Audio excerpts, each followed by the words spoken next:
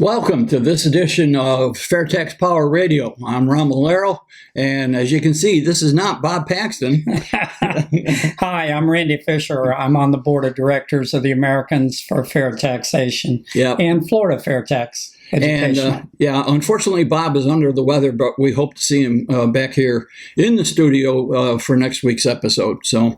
But Randy, as he said, he is a member of the national board. So we're going to pick his brain today on what's going on because we're recording this on January 2nd.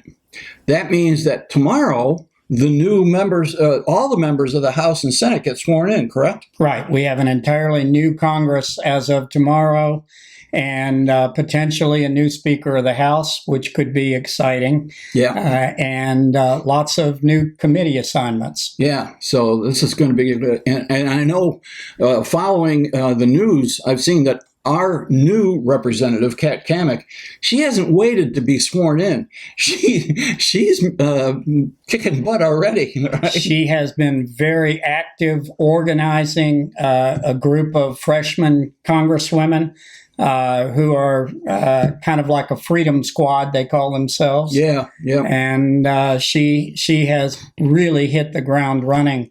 Kat had been an assistant chief of staff for Congressman Ted Yoho for a number of years.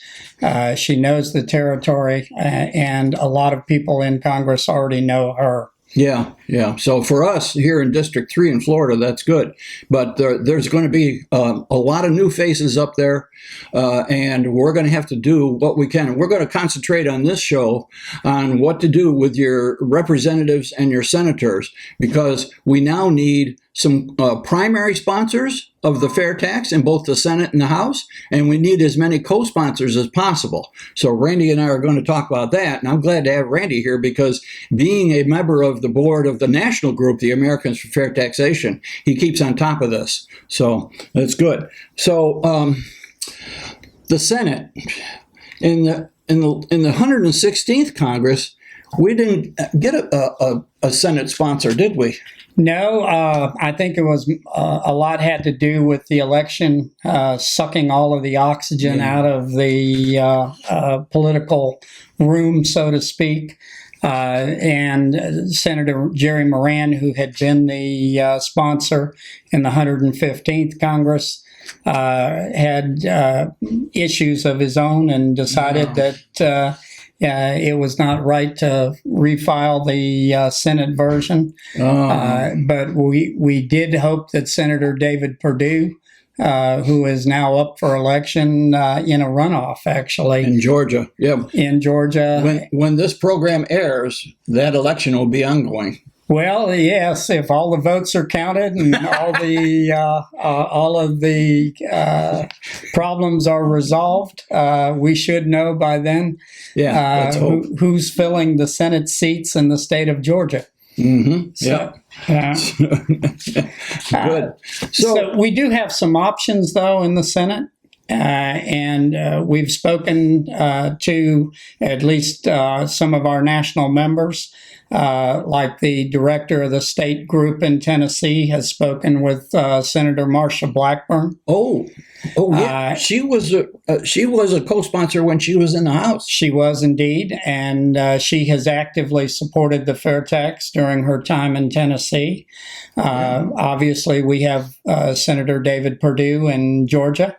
Maybe, and a couple of new senators, and I personally think it would be great to have new blood, and I think it would be great to have the Senate and the House sponsors from two different states, like we did in the 115th. And my personal support is going to urge Senator Rick Scott from Florida. And a couple of reasons for that. One, Senator Scott has a strong business background.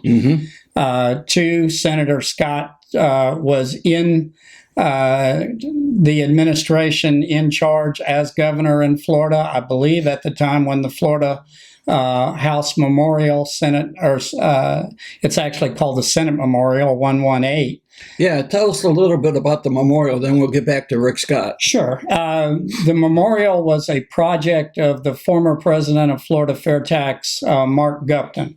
And he personally lobbied every member of the Florida House, every member of the Florida Senate to pass a memorial, meaning this is the preferred policy. Yeah, okay.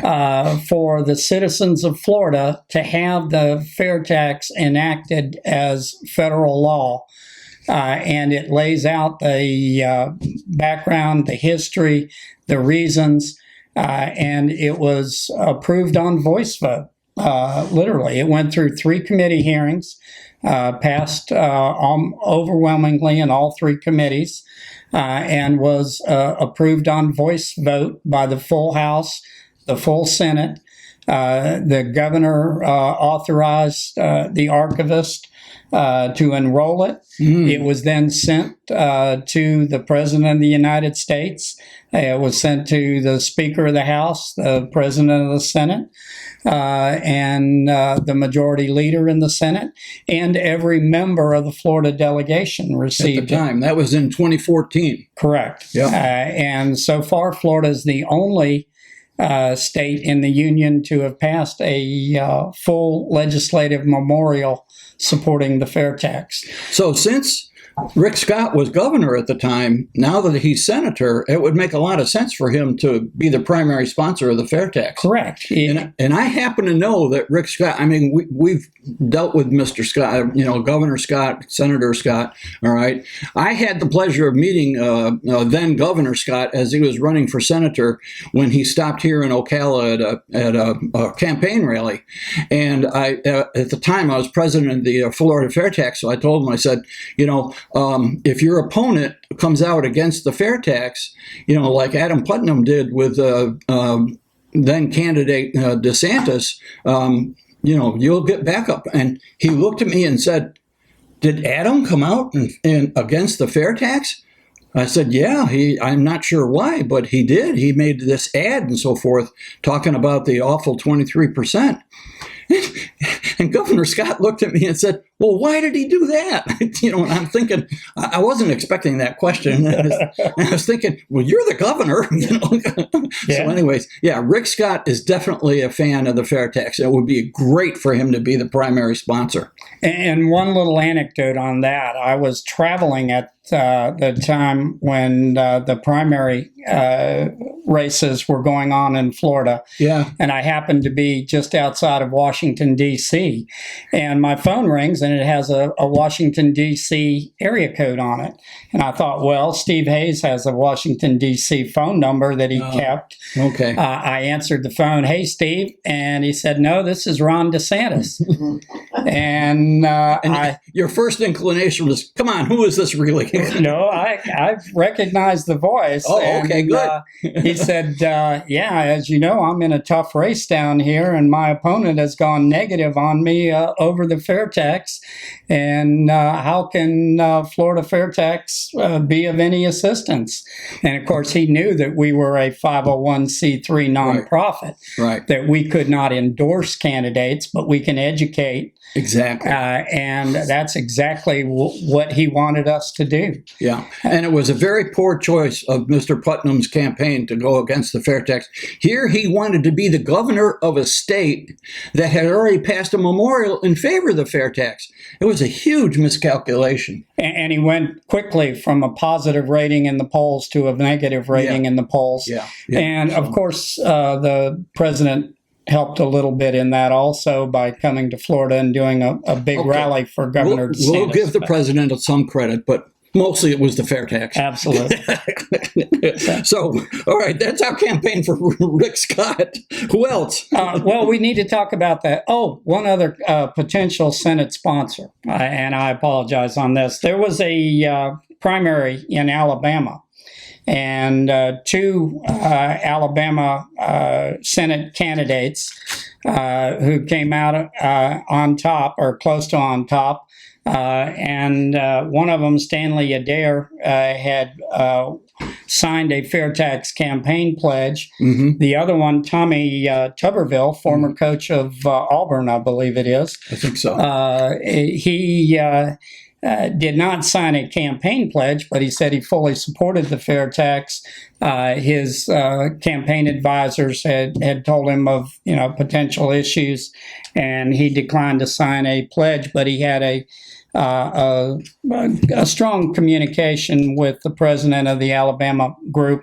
Good. He knew about the state push to replace the Alabama income tax right. with the Alabama Freedom Act, which is a full fair tax type plan. Including a prebate. And of course, Tommy Tuberville won the election. He is now the freshman senator from Alabama. Yep. And Chuck Bailey is again communicating with him and his office to see about whether he would be willing to sponsor the FAIRtax. Great. So we've got some very good positives. Some possibilities there in the Senate. Right. Yeah, we got to make that happen. So, and I want to mention this. I got an email from one of our viewers a few days ago, and this was in response to program number 244, the Christmas Rewind. You'll remember that if you watch FAIRtax Power Radio each week over the holidays, Bob and I did a rewind, and he said, I just shared this program with a state rep, very short, to the point, and that's really important. That's what we ask our viewers and listeners to do. Share this information with your elected officials at any level, local, state, or federal, because very often the local officials, they will graduate, might say, and run for federal office. So it's important to make the impression on all of them. So, Carlos, thank you for that. We really appreciate it, and we encourage other people to do the same. And again, having House and Senate members in your state supporting the FAIRtax is a good way to get the information out to everybody. So when you write a letter to the editor, you can mention the Florida Senate Memorial 118. And how the state of Florida has already adopted the FAIRtax in essence as its preferred policy. Yeah, I'm surprised we're still the only state that's done that, because it's a good thing to do. Now, the real action is always in the House of Representatives, though, and we know that because that's where tax bills must originate under the Constitution. We know the House Ways and Means Committee is the committee that typically has all of the tax bills, and you chronicle that every week. Yep.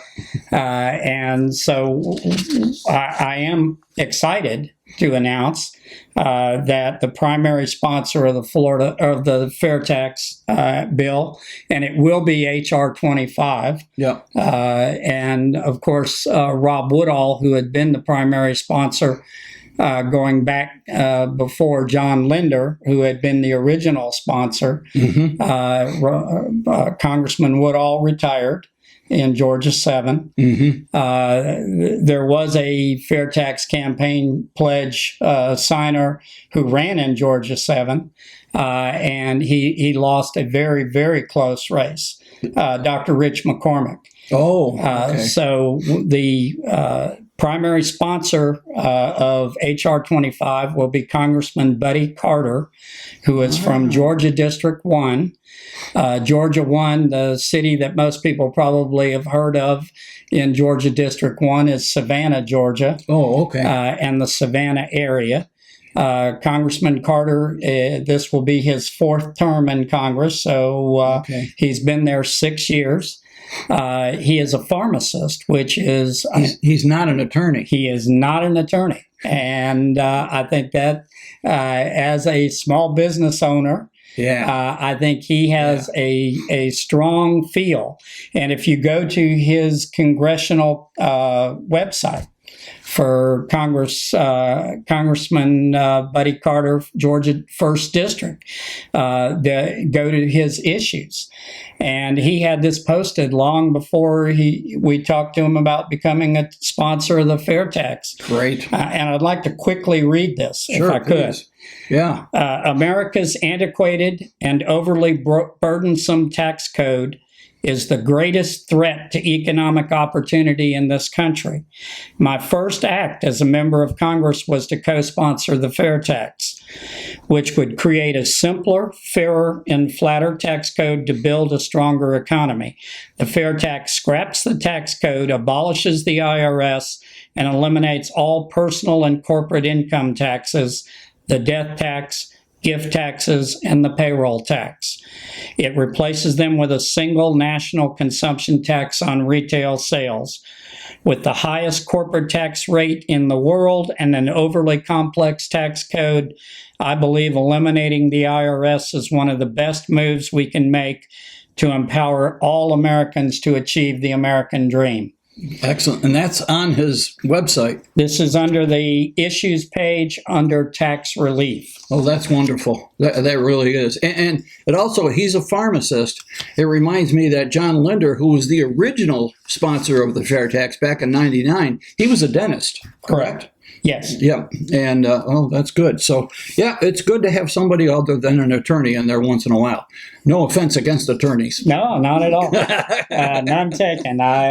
There's a lot of them I would like to see out of Congress for sure. Because we always hear about diversity. Yes. Yes, and we need diversity in Congress also. Yes. So.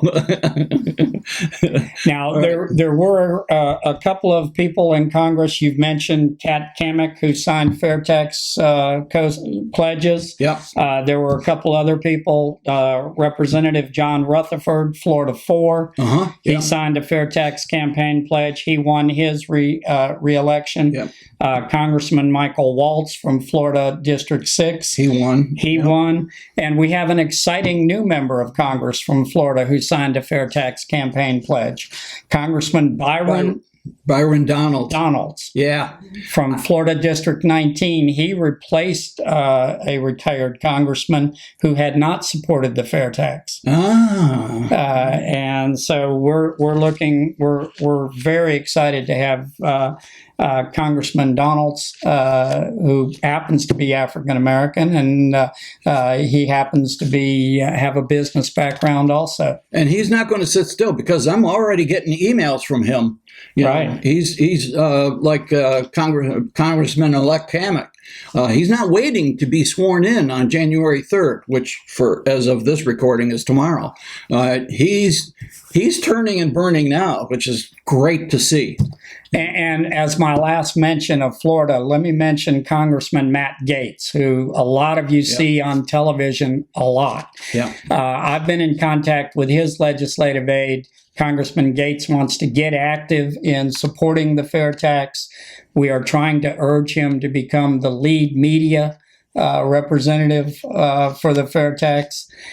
He has a weekly podcast, and we're hoping that he will really get engaged on the FAIRtax in the 117th. My brother lives in that district. I'm going to have to fire him up. There you go. All right. So, anyways.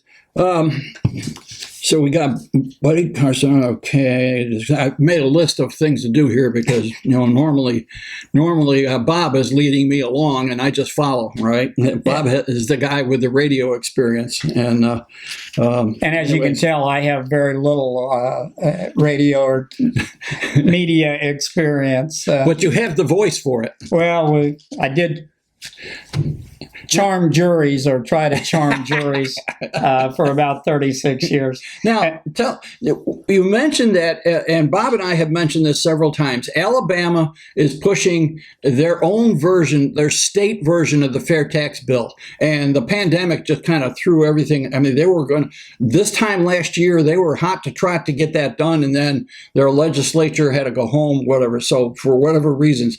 But Georgia was also pursuing that, right? Can you give us an update on that? Well, Georgia is having its bill revised, the bill that had been filed in 2017, 2018, and I believe it was filed in 2019, but not 2020. There are issues in Georgia similar to Alabama as far as tax revenue sharing between the state, counties, and even local jurisdictions. And they need an updated rate study that would show that the tax rate, what the tax rate they had originally calculated, would stay the same. And of course, like everything, that costs quite a bit of money. It's around $10,000, and they're doing fundraising now. So if you know somebody that can write 5-figure checks to help Georgians for fair taxation, get their tax rate study updated. And they do have a sponsor in the House and a sponsor in the Senate, who I believe would be willing to sponsor the bill, get it filed, and get it moving again in Georgia. Nebraska is also in a situation where they're trying to replace income taxes, and we do have a page on the National FAIRtax where you can go under the Get Involved section.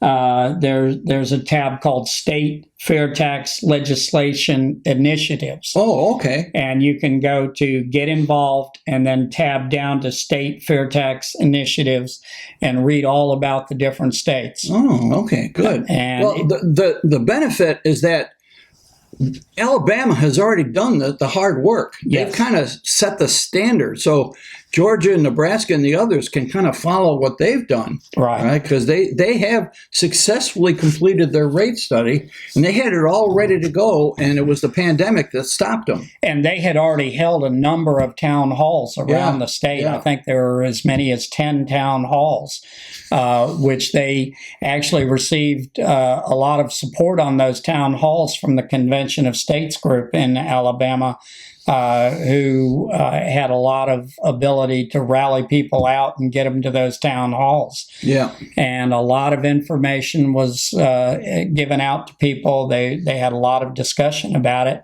And it was moving, as you said, up until the freeze and the lockout. Yeah. Yeah. And then everything collapsed. Yeah, that's understandable, but they'll do it again now that we've got a vaccine being distributed around the country. Maybe we can start to get back to normal.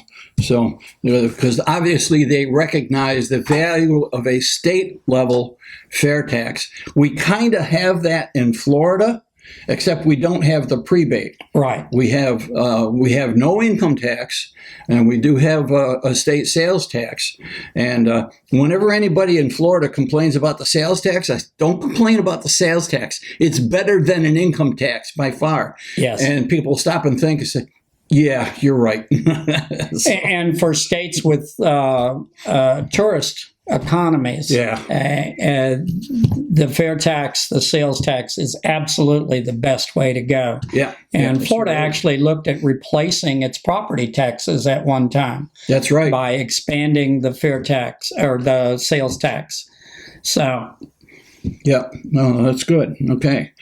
So let's see. Any other current information about, AFFT? If we've got a couple of minutes left, we had a conference call a week or so ago with the people at Political Media. We're shifting gears here altogether, all right? But Political Media is the organization, the company based near D.C. that is handling the national group, the AFFT's database and email distribution and so forth. Yes. And just in a nutshell, because we don't have much time left, what's going on with them? Well, they've gotten bigger and bigger and bigger over the years. They actually handle the website for a couple of really large political organizations. Oh. And because of their expansion, they feel like they can dedicate some more resources to the fair tax.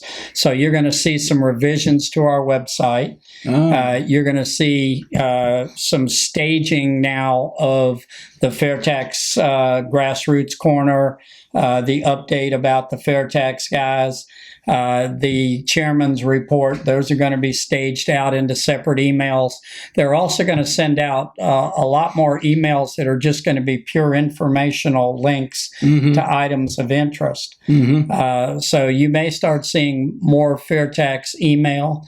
It's very important that you go to the fair tax page, look for the sign up Even if you had signed up years ago, it's good to sign up again, just so we're sure we have a current email address. And that's fairtax.org. Fairtax.org. If you put /about/contact, that will get you to directly to the sign up page. Okay. All right.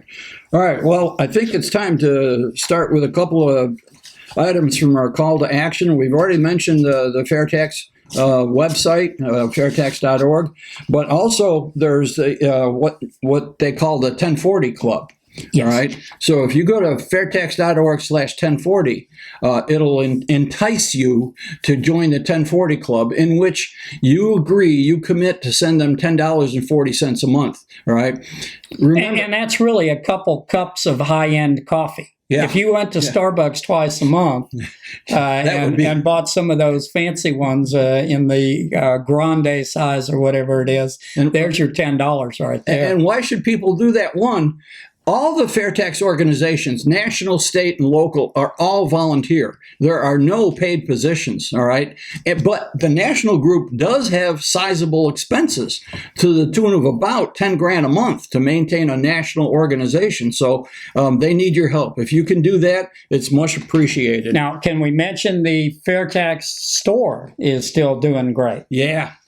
And I really like my little visor here, my open top golf visor style. That would be pretty useless for me, but yep. The new store website is simply fairtaxstore.org. Fairtaxstore.org. It's limited compared to what it was before, but we've had to make some changes and simplify it and so forth. You go on there, you find an item like the hat, all right, the shirt, or the campaign buttons. These are very important, all right, the palm cards and the scrolling banners, all right. Whoops! Take that to your town hall. Now that'll get the attention of a congressman in a town hall when you snap this open a few times. Yep, and you can slip it into your socks because it'll go through security. I didn't say that, anyways. But go to the store and order something there. Demonstrate your support for the FairTax. It's very important. Let people know where you stand on the FairTax. Okay. Do I have time to quickly mention Popvox, POPVOX.com?